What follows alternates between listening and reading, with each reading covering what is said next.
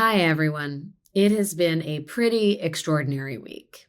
Last Wednesday, two members of the National Guard, Sarah Beckstrom and Andrew Wolf, were shot while patrolling the streets of Washington, D.C.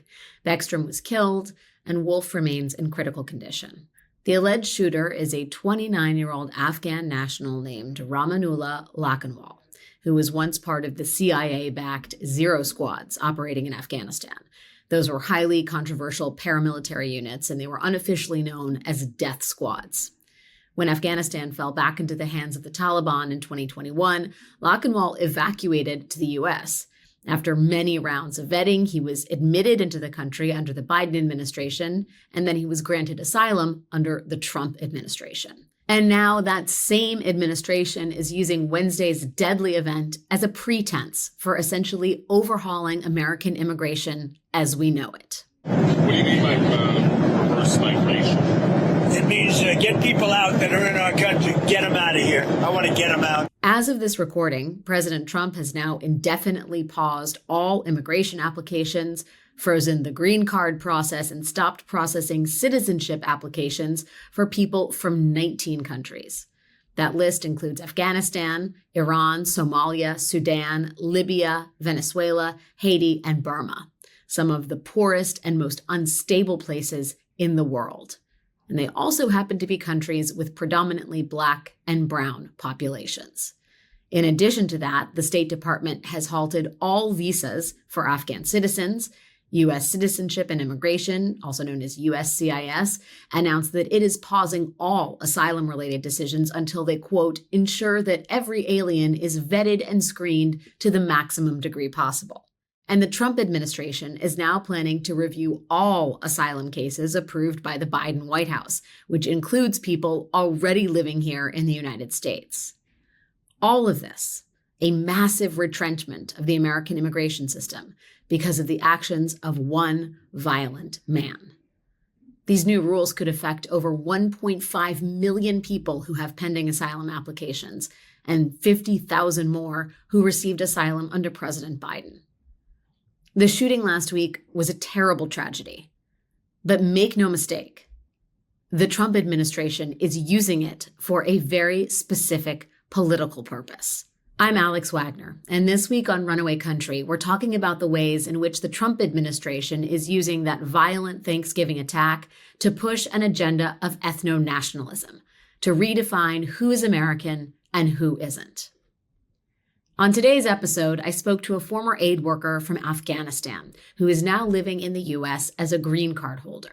He is exactly the kind of person that the Trump White House is now targeting, and he spoke to me under the condition that we not use his full name because he's afraid of being deported. So we're calling him Nassim. Nassim worked with U.S. government agencies beginning in 2005 on over 80 projects in Afghanistan. 95% of those projects supported by U.S., funded by U.S. government and USAID.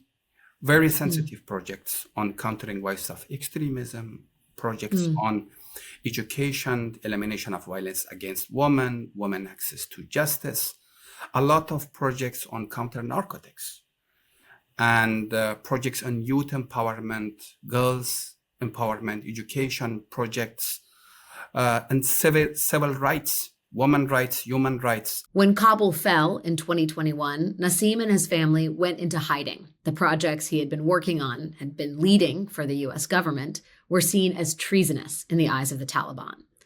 After several months of vetting and extensive security checks, Nassim and his family were granted asylum in the United States, where they lived in relative safety and freedom until last week.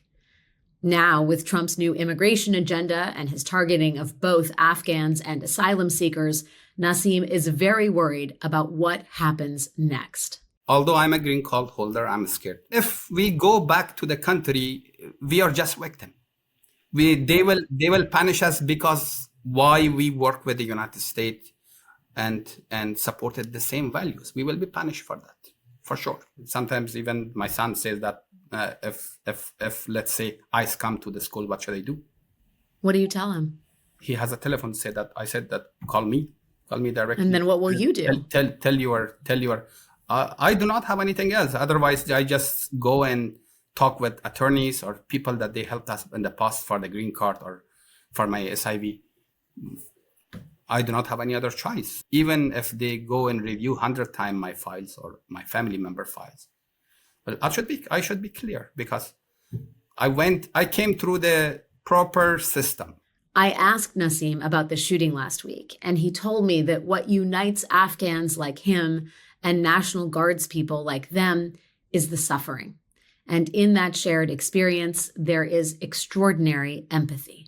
I feel sympathy with these two National Guards who can feel better than us. We were the victim of the violence, extremism back in our country. Every day there was people losing their lives. I can feel the pain that family, particularly in this Thanksgiving Day, that they have the family of the victim of these two National Guards. It's horrible, and we all condemn that. But as terrifying as this moment is for Nassim, he has not given up on America, nor has he given up on its promise.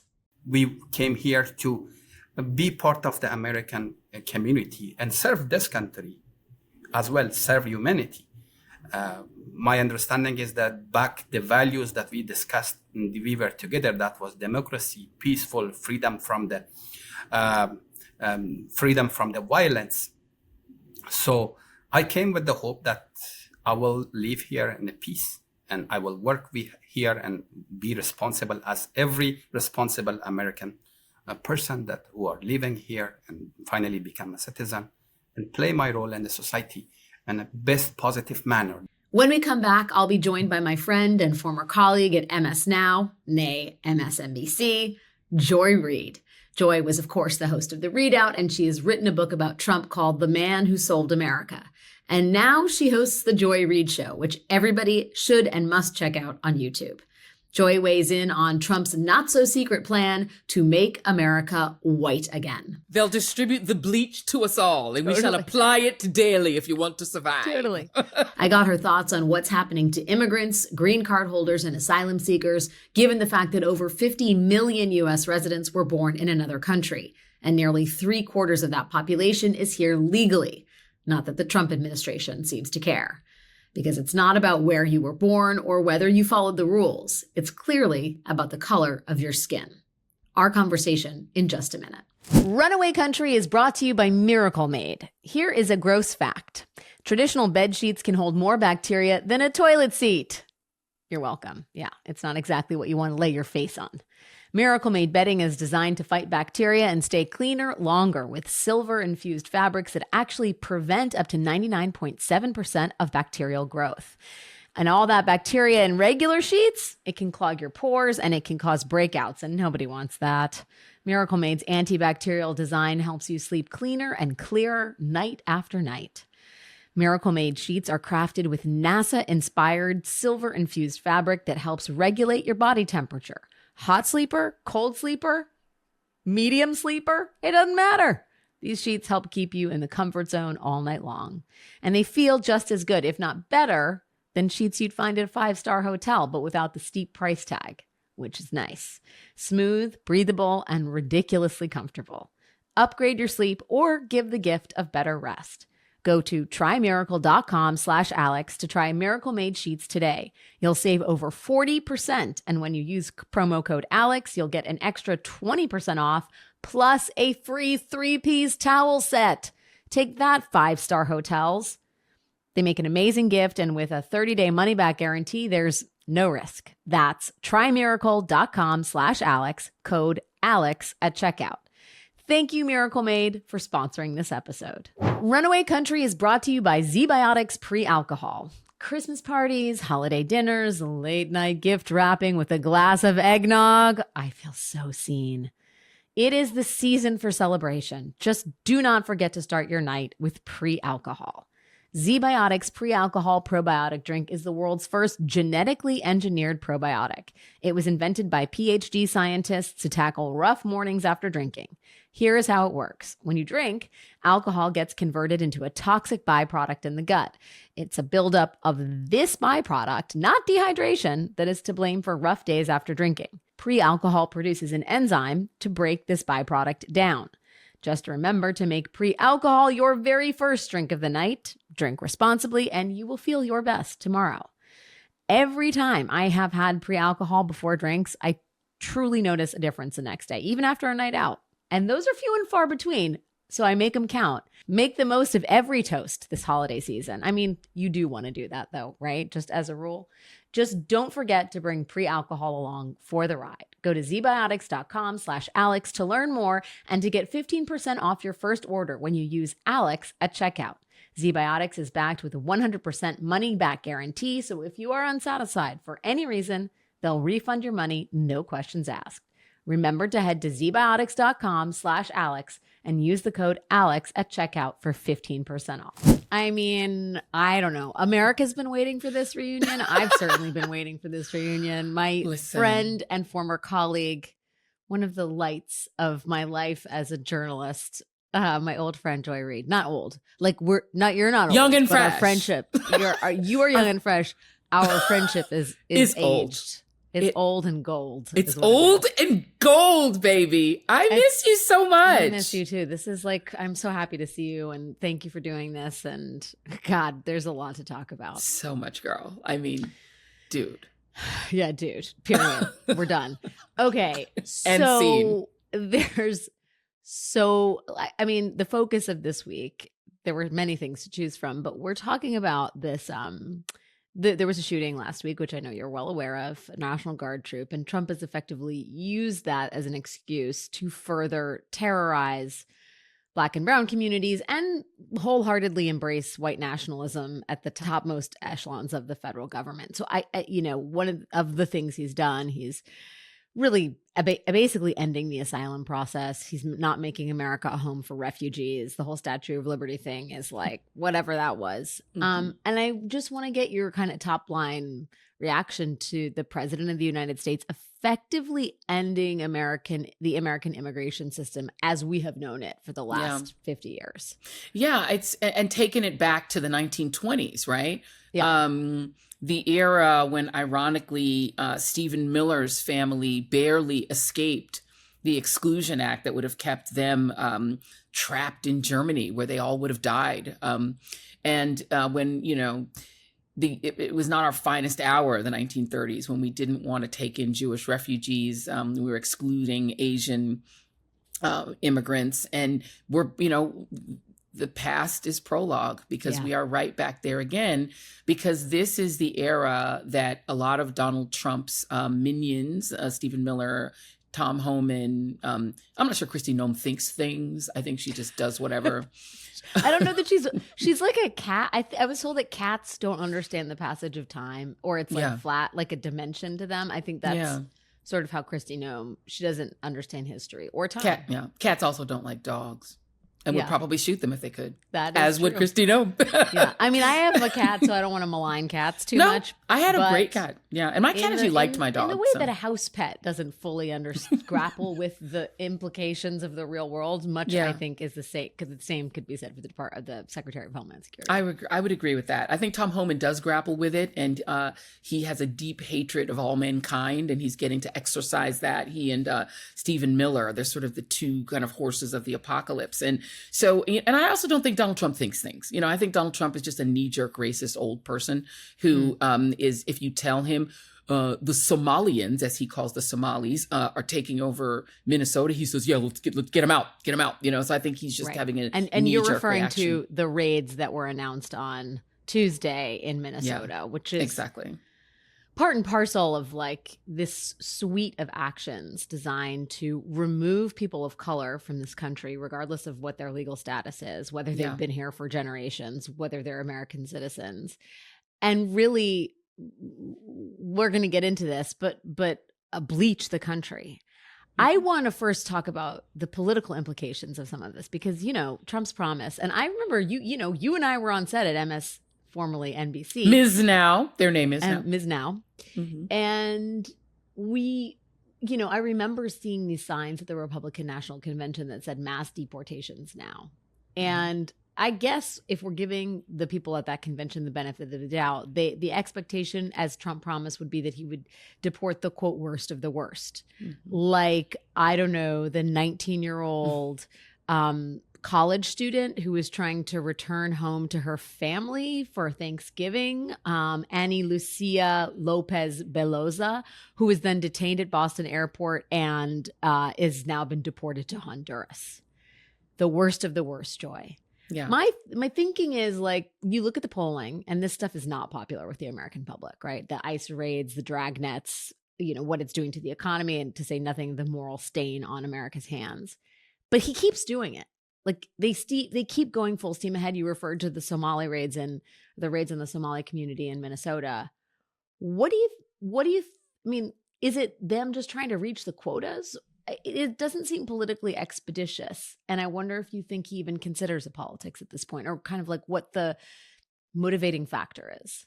Well, I actually think he is considering the politics of it. And, I can remember sitting there with you as, Jacob Soboroff was on the floor of the Republican convention with these senior citizen women with huge smiles on their face, waving their mass deportation now signs.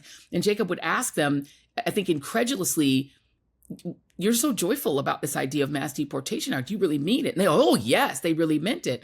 And, I, having been inside of a Republican National Convention and had that vibe from a senior citizen, someone's grandma, but whose glee was directed towards some of the most heinous ideas you could imagine, right? Sort of gleeful towards sort of returning to 1930s Germany, not even the United States. Like, I know that it's real. I actually think that what those people wanted and what Donald Trump is delivering is ethnic cleansing. Right. Well, I think it, and I don't think that they see it as ethnic cleansing. I don't think they see it as something bad.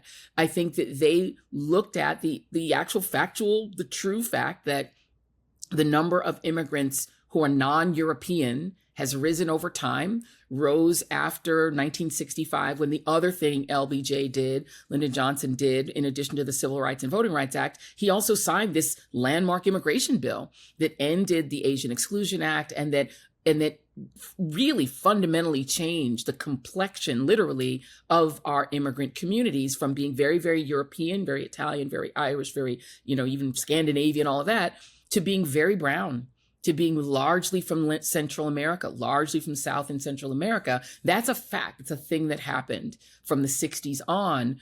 And then you had another surge during COVID, when you had this two factors: COVID, which was driving people out of work and into desperation, and COVID on this end of the border that was pulling brown people into the jobs we needed done. The meat packing plants, the farms, the places where you needed labor that couldn't go home and hide from the pandemic. And they were drawn here by the millions. I mean, something like 11 million people. And that surge of brown migration caused our latest demographic panic.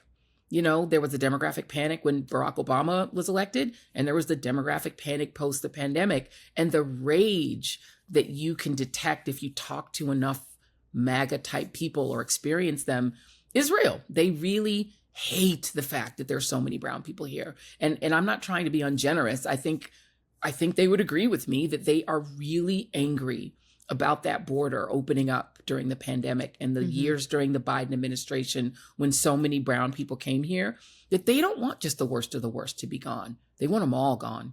And Donald Trump is implementing the ethnic cleansing he knows his core base wants.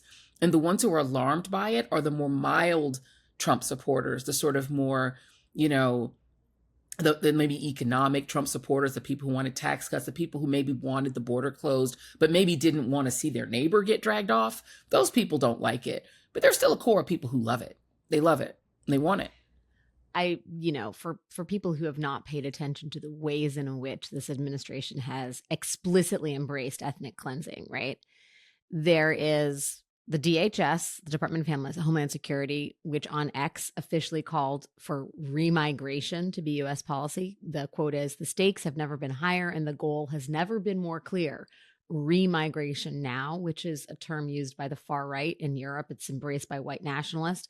Kristi Noem, the department of that federal agency, posted this to Twitter: "I just met with the president. I am recommending a full travel ban on every damn country that's been flooding our nation with killers, leeches, and entitlement junkies." First of all, that's just leeches, killers, and entitlement junkies. Our forefathers And that's an exclusionary hour, not an inclusionary hour. Mm-hmm. Our forefathers built this nation on blood, sweat, and the unyielding love of freedom, not for foreign invaders to slaughter our heroes, suck dry our hard-earned tax dollars, or snatch the benefits owed to, all caps, Americans. All caps, we don't want them. All caps, not one. And then, of course, there's Trump himself, the president of the United States, who said only reverse migration can fully cure this situation. And Stephen Miller, the man who's, not long distant ancestors, but recent, I believe, great-grandparents and grandparents came over just in a period of 100 years ago, said this. What you heard tonight from President Trump, the breaking news here tonight, is saying that his government is going to accelerate efforts to review every person added to this country over the last 20 years, or the last 4 years, all 20 million. Now, obviously, if you're illegal, you're out automatically. But everybody else who was brought here, refugee, asylum status, whatever status, as he said, if you're not someone who loves this country, if you're not adding benefit to this country, then we're going to send you out of this country because it's enough already. No one else has to die. No one else has to be murdered. No one else has to be shot. No more empty seats are needed at the Thanksgiving table or the Christmas table because of what Democrats have done to this country. I mean, just like a bastardized Charles Dickens reference in there as he, does the most un-Christmas-like thing you can do, the most uncharitable thing you can do. Which is shut America's doors to those in need and the huddled masses yearning to breathe free. Exactly. I was trying to think of the inscription on the base of the Statue of Liberty. Do you think this was always the natural endpoint to MAGA, or do you think Trump himself has become more radicalized while in office? I think Donald Trump is a youthful idiot. And I think MAGA is the natural outgrowth of a far right that has kind of catapulted itself into power despite literally being a far right, what would have been a politically untenable movement even a generation ago. There has been a demographic panic that's been ongoing in this country from the very beginning, right? You want to talk about what is it? Leeches, killers, and junkies for what, free money? It is killers, leeches, and entitlement junkies. Right. So this nation was founded by killers who slaughtered 90% of the indigenous people. Leeches who glommed off of the indigenous who taught them how to survive in the wilderness and then murdered them as their thanks and then took all their land. And you want to talk about entitlement, they felt entitled to own other people and they didn't even want to pay taxes on it. So they decided to have a whole war with Britain.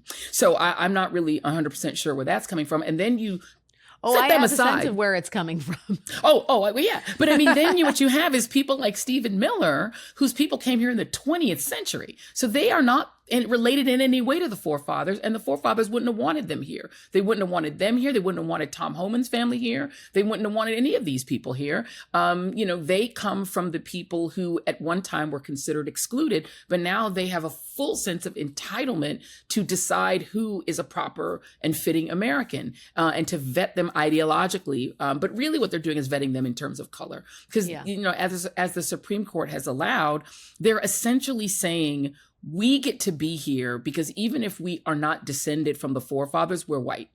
You don't get to be here because you're brown, you're Asian, or you're black. And therefore, whether you're a citizen, not, he said, whether you have TPS status, whether you've got refugee status, we don't care. Unless you vet ideologically. And even if you do, there have been some hardcore Trump supporters who've been deported.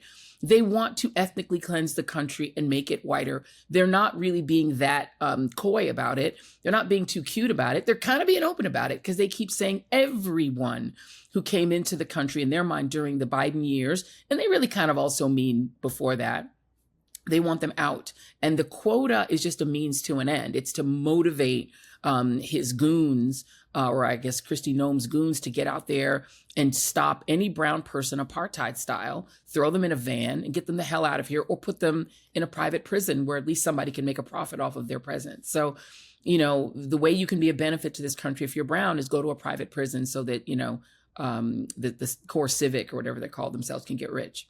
Runaway Country is brought to you by Fable. When I find something that makes everyday life just a little bit more beautiful and more sustainable, I want to share it. This is one of those times.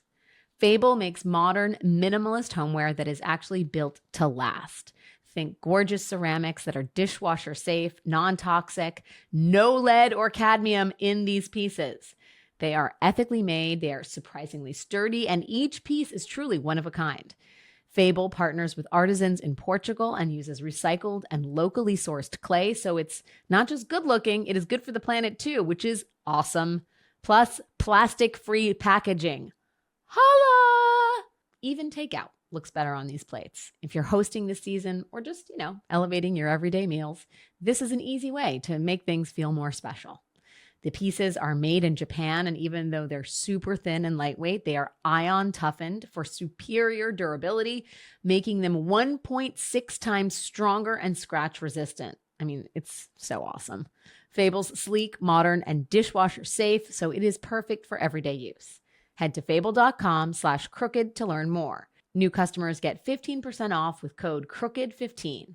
They've got fast shipping, great reviews, and some beautiful new collections out now. If you care about quality, sustainability, and design, visit fable.com/crooked. Use code CROOKED15 for 15% off your first Fable order.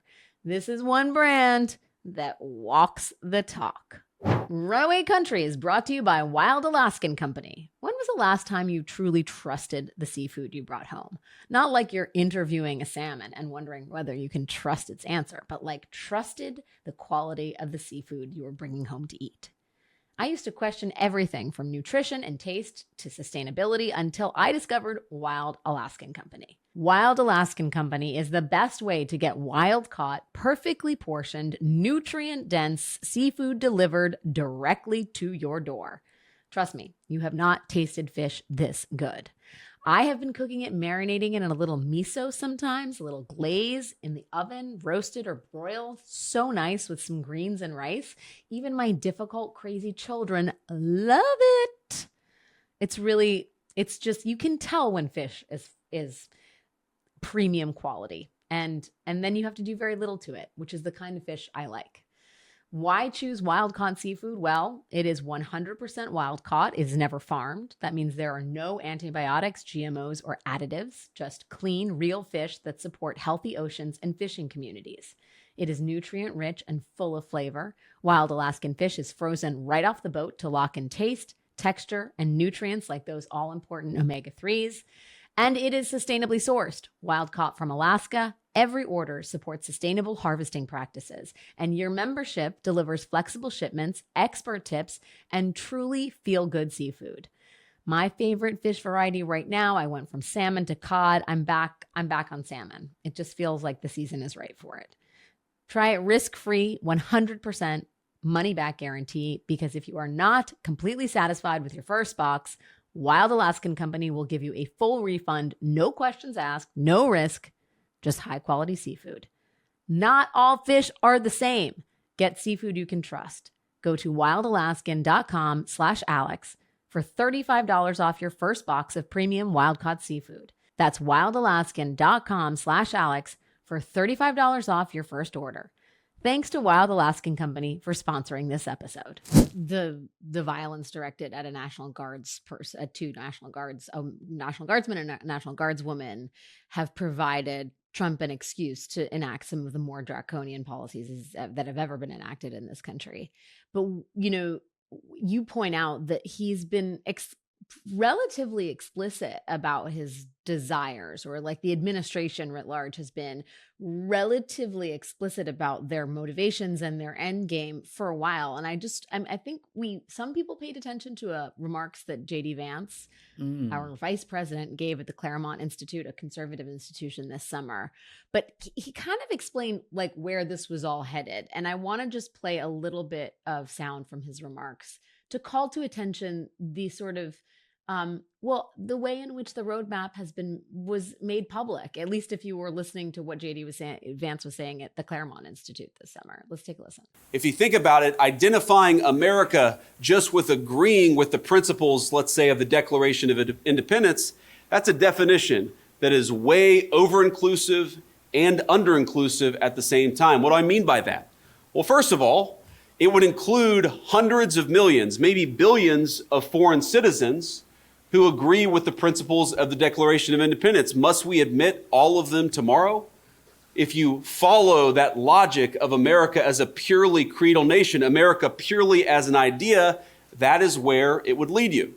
Okay, so there. I mean, they're like setting aside the time frame and whatever. Just the argument that America is a concept has been rejected wholesale by the right and in favor of blood and soil nationalism. That's right. Right. That's literally what he's saying there. He's like, you know what? If it's not just a set of principles, it's literally like, were you born here and are you white? I mean, he's not saying that, but that's effectively what the criteria is as laid out by the vice president of the United States. And I kind of just wonder, Joy, like, where does that leave us? Because, you know, Trump is not going to, though he would like to be in office forever, probably for the next 12 years or whatever, it's 18. I can't even do the math anymore, but he's supposed to leave office in 2028.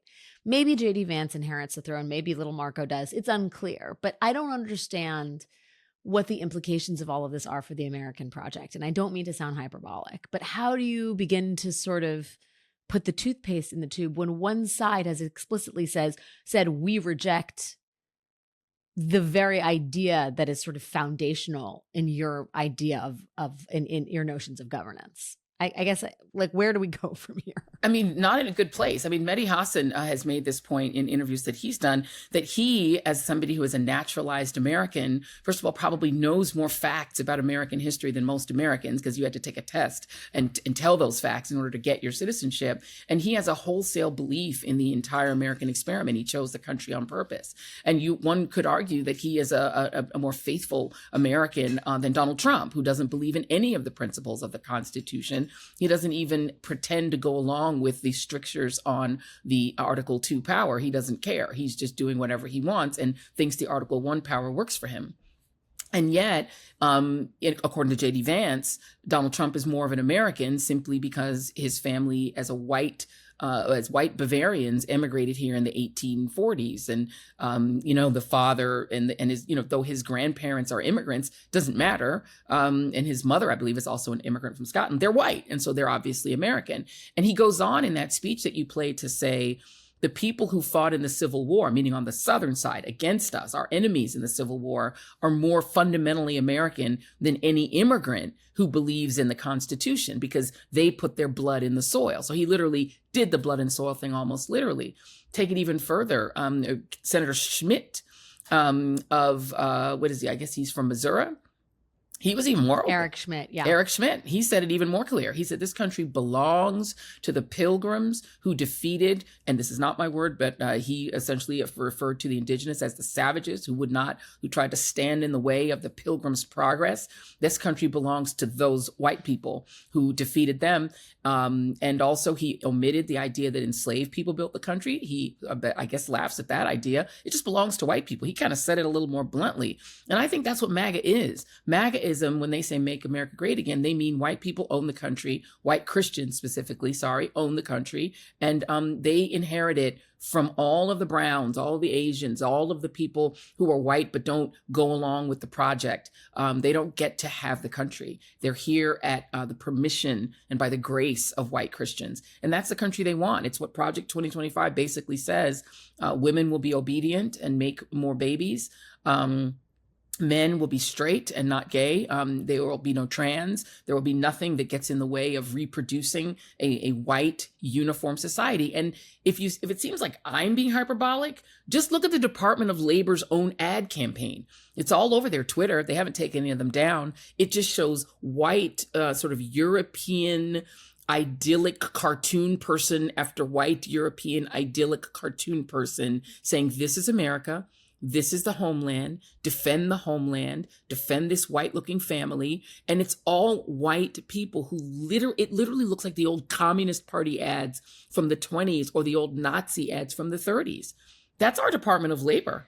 Well, also, the vice president of the United States, for all of his lust and fervor for white Americans, is married to an Indian woman. Correct. But And he hopes his she's going to find God and go to Christianity. Right, And he made it now, Alex. But I mean, this is the thing. The self-interest here. I mean, I understand J.D. Vance on one hand. Yes, is a white person, but the children he's making are brown children. One of the kids is named Vivek. Exactly. And you know what's so interesting? You showed the Claremont Institute. That is where Christopher Rufo made his bones at being Mr. Anti-Critical Race Theory. His wife, Ty, and was undocumented. Make that make sense. I do kind of want to walk with me through this uncertain future, right? Which is the great bleaching of America, where I guess the only people let into the country are white Afrikaners who are fleeing some kind of political situation in South Africa. Yeah. What does that do to our country? I mean, in the near term, I guess, because I don't know, wildly unhinged, optimism I have that this could maybe not be our destiny, but that someone with more empathy and thought will take the reins.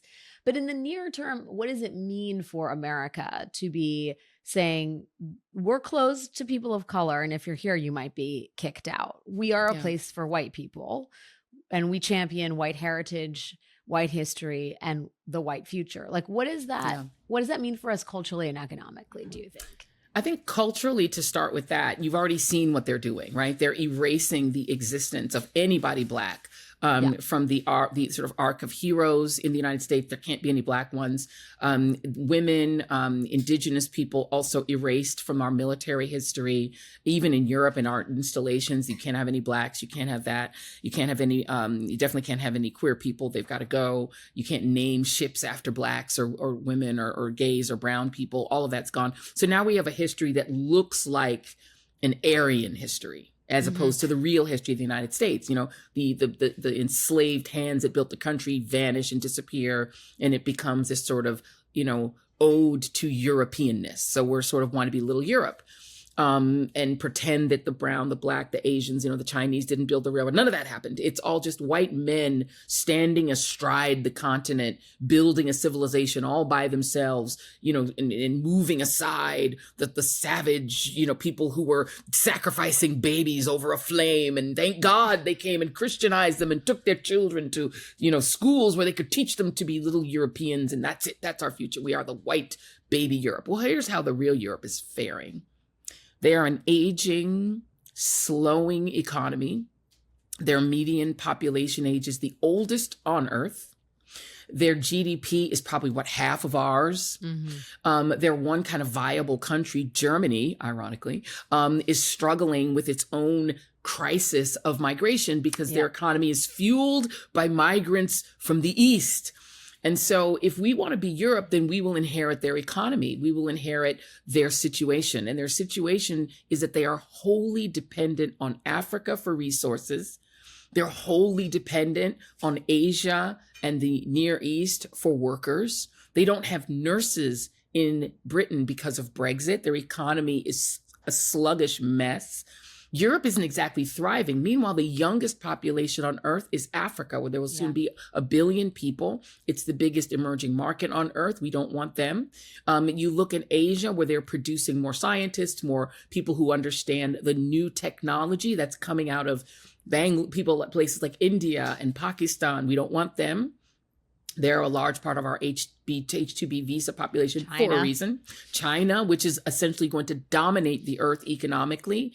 It is dominating Africa, dominating the Caribbean, and we're leaving the world to themselves while we're going to retreat into becoming baby Europe. But by baby, I mean elderly person baby. Like Benjamin Button Europe. Benjamin Button Europe. Like the really old baby. Correct. And without immigrants, Europe is essentially economically dead. And without immigrants, we will be too. So I wish Tom Homan and Stephen Miller, who technically isn't really in the club. I don't think he knows that. I think he thinks he's an Aryan. Right. That is the irony, isn't it? Someone don't tell Stephen he's not part of the club. He's not. Well, I mean, even Kash Patel thinks he's going to be in Valhalla.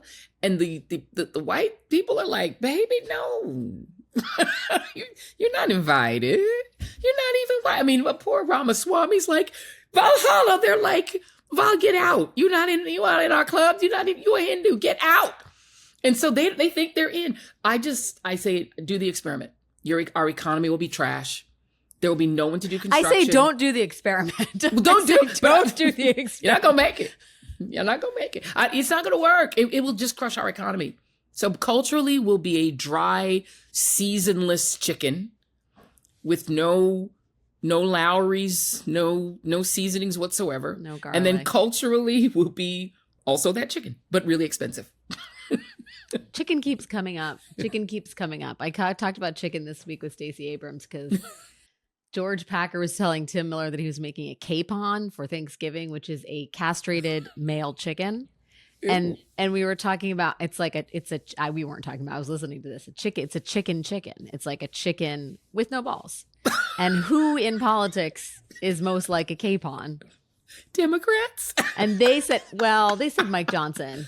Oh, I mean, but you know, fair. I mean, you could say that there's some capons in the Democratic Party, but it is, you know, people wonder why it's worth worrying about this moment and fighting against it. And then you hear, when you really just pause and think, look at the master plan that's been laid out.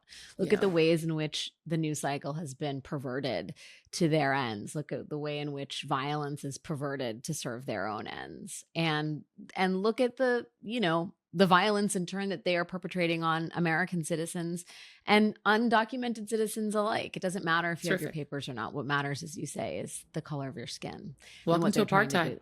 Yeah. Well, and that's ironically, I think, what maybe the Afrikaners and the Americans increasingly have in common is a deep and sort of emotional and quotidian understanding of what it's like to live in a fully segregated society between the haves and the have-nots.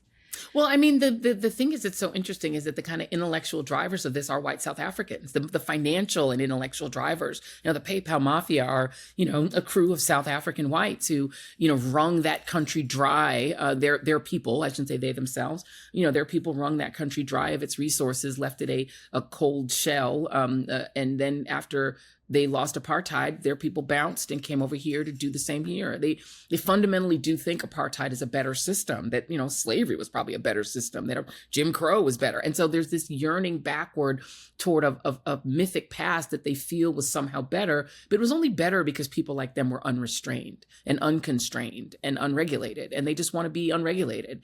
And, you know, I think they think in their mind that they tell themselves this is best for everyone, and that those of us like you and me are effectively children who need to be governed because otherwise we're just you know, preternaturally violent and incapable of civilization. That's what they think, and so they don't think they're doing anything wrong. In fact, they think they're fighting the Antichrist, because the Antichrist is empathy and kindness toward immigrants and loving the immigrant. All things Jesus said. Well, that's Antichrist. Christ is Antichrist for them. And so, you know, we're in this bizarro world where, because they have so much money and because they control the president and because he's fundamentally racist, he goes along with it. And that means everybody that's rich wins. Big oil gets to have Venezuela, you know, big tech gets to own all of our media, and they get all the government contracts, and they all win. The whole rest of the country loses. But in the end, when you got the middle class, which they think is all white people, but it's multiracial, you end up with a country where there are not enough consumers left to have a decent economy. Well, and you have no labor hurt yourself. either. And you have no labor. You have no innovation. You have a declining birth rate, and you have basically a dead country, a withered country. A withered, dead, but very white country. And I think that, you know, some of them, they'll bleach. They're like, as long as it's bleached, they're like, it's good. You know, like when you over bleach your sheets and you think, but they're super white. Yeah, but they're shredded. That's exactly right. There's holes in the sheets. Yes. And how good are they now? Yeah. We've taken this metaphor as far as we can take it, Joy. Nowhere else to go. Does everybody understand what we're saying here? I thought about this topic, and I thought, who do I want to talk to about this topic who is going to have brilliant thoughts and just incisive analysis at her fingertips? And there's one lady. And you settled for me instead. Please, God.